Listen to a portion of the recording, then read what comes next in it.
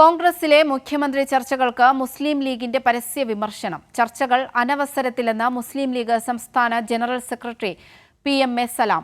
AP Anilkumar പാണക്കാടെത്തിയതിലും മുസ്ലിം ലീഗിന് അതൃപ്തി.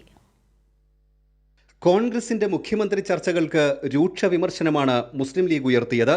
ചർച്ചകൾ അനവസരത്തിലാണെന്ന് ചൂണ്ടിക്കാട്ടിയ PMA സലാം ഇത്തരം നീക്കങ്ങൾ പൊതുസമൂഹത്തിൽ അവമതിപ്പുണ്ടാക്കുന്നുവെന്നും ഓർമ്മിപ്പിച്ചു. ചർച്ച പുറത്തു വരുന്നത് പൊതുസമൂഹത്തിൽ വിടുന്നത് ശരിയല്ല, ഒരു ഉചിതമായ നടപടിയല്ല എന്ന് മുസ്ലിം ലീഗ് ഉറച്ചു വിശ്വസിക്കാം. കാരണം ഇതിനു വേണ്ടി ഈ കൊടും ചൂടത്ത് വെയിൽ കൊണ്ട ഒരുപാട് പ്രവർത്തകരുണ്ട്. ലക്ഷക്കണക്കിന് UDFന്റെ പ്രവർത്തകർ ചെയ്ത മഹാത്യാഗമുണ്ട്. ആ ത്യാഗത്തിനെ വിസ്മരിക്കലാണ് ഇതൊരു തർക്കത്തിലേക്ക് പൊതുരംഗത്തേക്ക് കൊണ്ടുവരിക എന്നത്. എന്നെ സംബന്ധിച്ചിടത്തോളം വോട്ടർമാരുടെ ഇടയിലും UDF പ്രവർത്തകരുടെ ഇടയിലും നൈരാശ്യമുണ്ടാക്കുന്ന പ്രവർത്തനങ്ങളിലേക്ക് നേതാക്കൾ പോകരുത് എന്നാണ് മുസ്ലിം ലീഗിൻ്റെ ഒരു പൊതു അഭിപ്രായം.